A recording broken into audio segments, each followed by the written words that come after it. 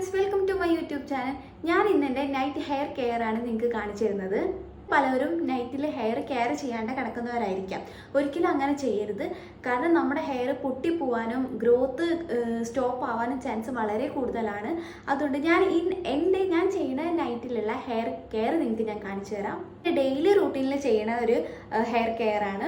ഞാൻ പരമാവധി എല്ലാ ദിവസവും ചെയ്യാൻ നോക്കും.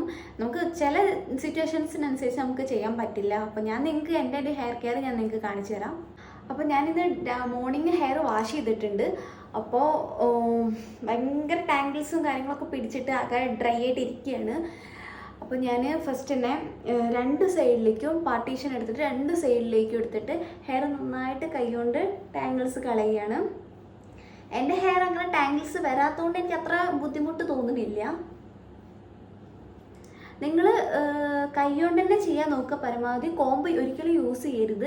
നമ്മൾ ടാങ്കിൾസ് കൈകൊണ്ട് റിമൂവ് ചെയ്തതിന് ശേഷം മാത്രം നമ്മൾ ആഫ്റ്റർ നമുക്ക് കോമ്പ് യൂസ് ചെയ്യാം. ഞാൻ കോമ്പ് യൂസ് ചെയ്യാറില്ല. നൈറ്റ് ആയാലും മോർണിംഗ് ആയാലും ഞാൻ ഹെയർ കെയർ ചെയ്യുമ്പോൾ കോമ്പ് യൂസ് ചെയ്യാറില്ല. പരമാവധി യൂസ് ചെയ്യാറില്ല കേട്ടോ. അപ്പോൾ രണ്ട് സൈഡിലും ടാങ്കിൾസ് ഞാൻ അത്യാവശ്യം റിമൂവ് ചെയ്തിട്ടുണ്ട്. ഓക്കെ, ചെറുതായിട്ട് നമ്മുടെ ഹെയറൊക്കെ പോരും. അത് നമ്മൾ വിഷയാക്കണ്ട. ഡെയിലി നമ്മുടെ ഹെയറൊക്കെ കൊഴിഞ്ഞു പോകും. അത് നിങ്ങൾ വിഷയാക്കണ്ട. നന്നായിട്ട് കൊഴിഞ്ഞു പോകുകയാണെന്നുണ്ടെങ്കിൽ മാത്രം നിങ്ങൾ ഡോക്ടറെ കൺസൾട്ട് ചെയ്യുക. ഡോക്ടറിൻ്റെ പ്രിസ്ക്രിപ്ഷനിലുള്ള മരുന്നൊക്കെ യൂസ് ചെയ്യാൻ നോക്കുക. നിങ്ങൾ അപ്പോൾ നന്നായിട്ട് ഹെയർ ഫോൾ ഉണ്ടെന്നുണ്ടെങ്കിൽ നിങ്ങൾ സ്വന്തമായിട്ടുള്ള കെയർ ഒഴിവാക്കിയിട്ട് ഡോക്ടറെ എന്തായാലും കൺസൾട്ട് ചെയ്യാൻ നോക്കുക. അപ്പോൾ ഞാൻ രണ്ട് സൈഡ് നന്നായിട്ട് ടാങ്കിൾസ് ഒക്കെ റിമൂവ് ആക്കിയിട്ടുണ്ട്. നിങ്ങൾക്ക് വേണമെന്നുണ്ടെങ്കിൽ കോമ്പ് യൂസ് ചെയ്യാം കേട്ടോ. ഞാൻ ഡെയിലി യൂസ് ചെയ്യുന്ന ഓയിലാണ്. ഡെയിലി യൂസ് ചെയ്യുന്ന ഹെയർ ഓയിൽ എടുക്കുക. കോക്കനട്ട് ഓയിൽ, പാരച്യൂട്ട്, കാച്ചി എണ്ണ, പല ഓയിലും ഉണ്ടാവുമല്ലോ. നിങ്ങൾ ഏതാണോ ഡെയിലി യൂസ് ചെയ്യുന്നത് ആ ഓയിൽ എടുക്കുക. ഞാൻ യൂസ് ചെയ്യുന്നത്, എൻ്റെ ഒരു വീഡിയോ ഞാൻ നിങ്ങൾക്ക് മുന്നേ ഇതിൽ ഇട്ടിട്ടുണ്ട്. ആ വീഡിയോ കണ്ടു നോക്കുക. ഞാൻ കാച്ചി എണ്ണയാണ്. ഇതിപ്പോൾ കാച്ചിട്ട് കുറച്ച് ദിവസങ്ങളായി.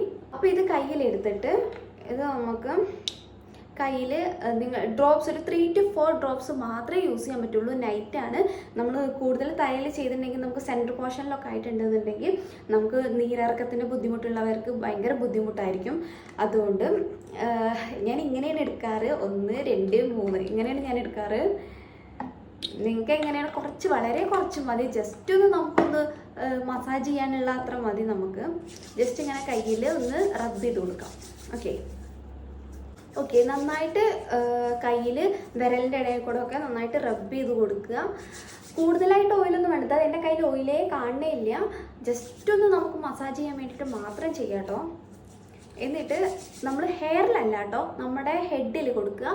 ഹെഡിൽ നന്നായിട്ട് ഒരു 10 to 15 മിനിറ്റ്സ് നന്നായിട്ടുള്ള മസാജ് കൊടുക്കുക. നിങ്ങൾക്ക് പറ്റണ മാതിരിയുള്ള മസാജ് കൊടുത്താൽ മതി കേട്ടോ. ഹാർഡായിട്ട് ഒരിക്കലും കൊടുക്കരുത്. അതുമാതിരി നമ്മുടെ ഫിംഗർ മാത്രം യൂസ് ചെയ്യുക, നൈൽസ് യൂസ് ചെയ്യരുത്. നന്നായിട്ട് ഫിംഗേഴ്സ് മാത്രം യൂസ് ചെയ്തിട്ട് നന്നായിട്ടൊരു മസാജ് കൊടുക്കുക.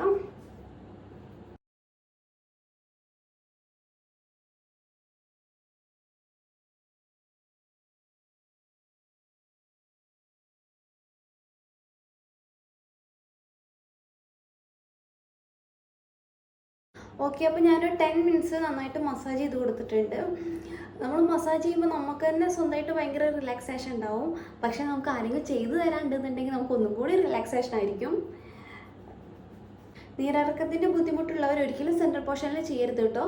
ബാക്കിയുള്ള എല്ലാ സ്കാൽപ്പിലും നന്നായിട്ട് മസാജ് ചെയ്ത് കൊടുക്കുക. ഓക്കെ, അപ്പോൾ ഒരു 10 to 15 മിനിറ്റ്സ് കഴിഞ്ഞതിന് ശേഷം നമ്മൾ ഒന്നും കൂടെ എന്ത് ചെയ്യാം, കൈ കൊണ്ട് ജസ്റ്റ് ഒന്ന് ടാങ്കിൾസ് ഒക്കെ ഒന്ന് റിമൂവ് ചെയ്യാം.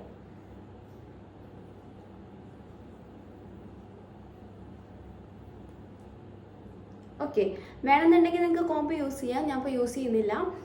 അതിനുശേഷം അപ്പോൾ നമ്മൾ രണ്ട് സൈഡും നന്നായിട്ട് എന്ത് ചെയ്തു, ടാങ്കിൾസ് ഒക്കെ റിമൂവ് ആക്കിയിട്ടുണ്ട്.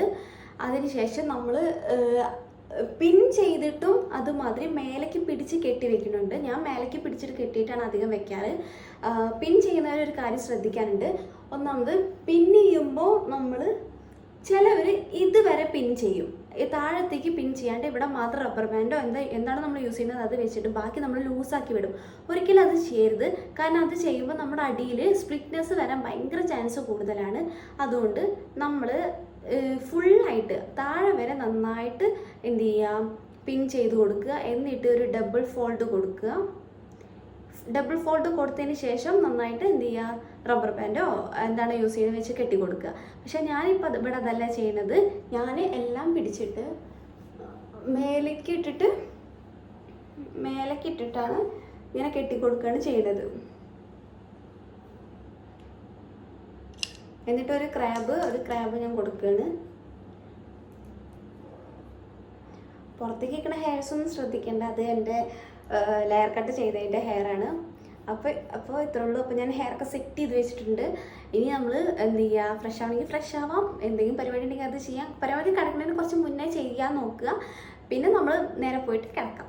അപ്പോൾ ഇത്രയേ ഉള്ളൂ എൻ്റെ വീഡിയോ. നിങ്ങൾക്ക് ഈ വീഡിയോ യൂസ്ഫുൾ ആവുമെന്ന് വിചാരിക്കണു. അപ്പോൾ അടുത്തൊരു വീഡിയോയുമായി അടുത്ത ദിവസം കാണാം. ബൈ.